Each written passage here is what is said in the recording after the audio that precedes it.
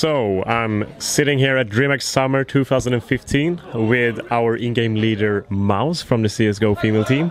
And first of all, Mouse, how did you feel about your general experience from the ESWC qualifier? And not going into detail, but like general feeling about it when you were preparing for it. Well, unfortunately, we were not so prepared because I was at the vacation in Spain for a week, and some players had their exams and some are working, so we haven't played for maybe a week or more because of those plans, you know. These circumstances. Yeah, exactly. And so we weren't really that prepared.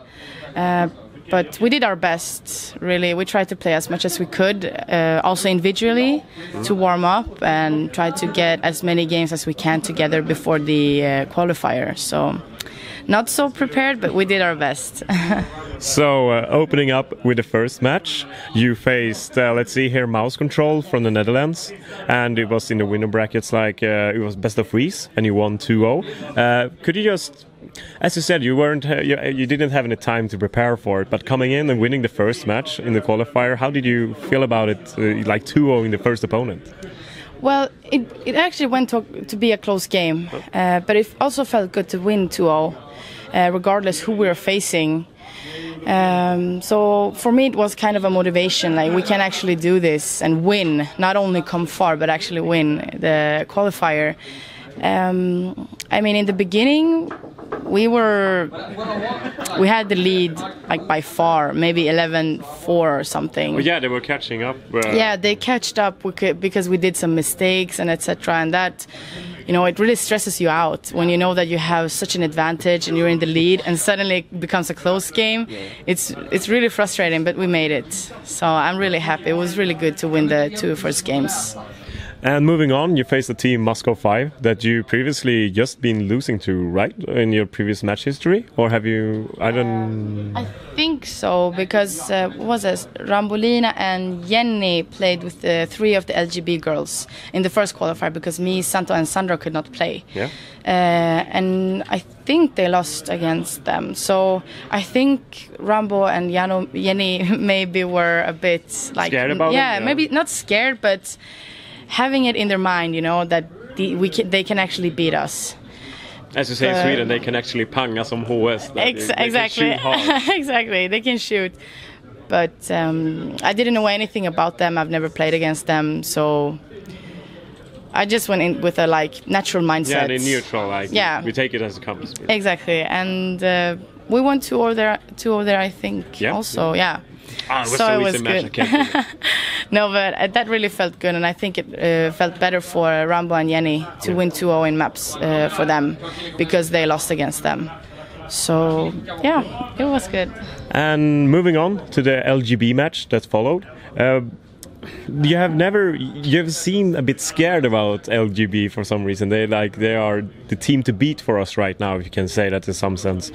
Coming into that match and playing it out, how did you feel about your match against LGB?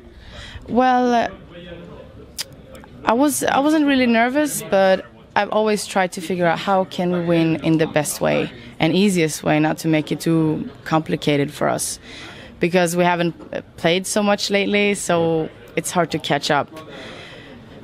But yeah, I just went with the mindset to just do my best and what's best for my team.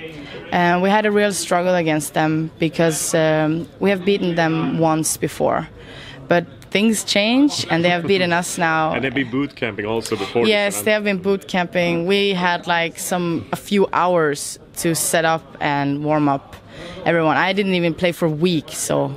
And the last game you played were in the loser bracket, and unfortunately I think it was a best of one as well, against the New Era, who were the team who actually faced up against LGB in the final of the whole qualifier.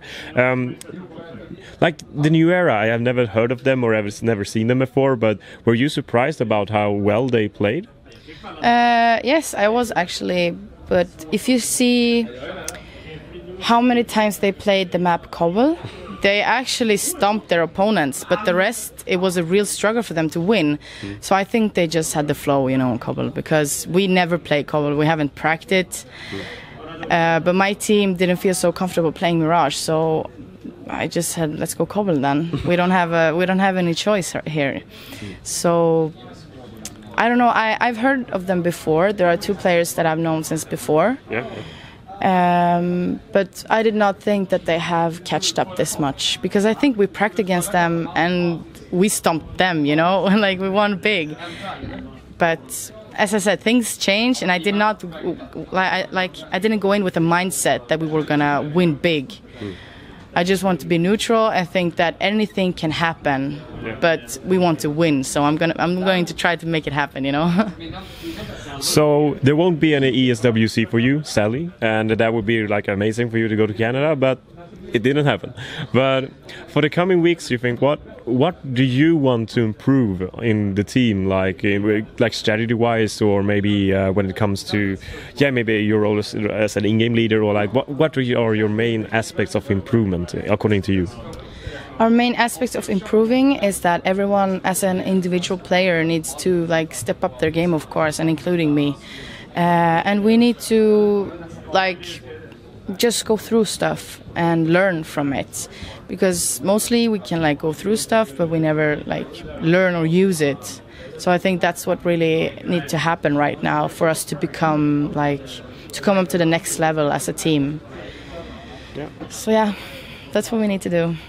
Thank you for this interview, and hopefully you back home there have some more insight into how the ESWC went for us. And thank you all for your support for all the matches. It's been amazing for us to see your integration and everything on Facebook and Twitter and everything. So, but also any last words from your part, from your end, before we close out this interview?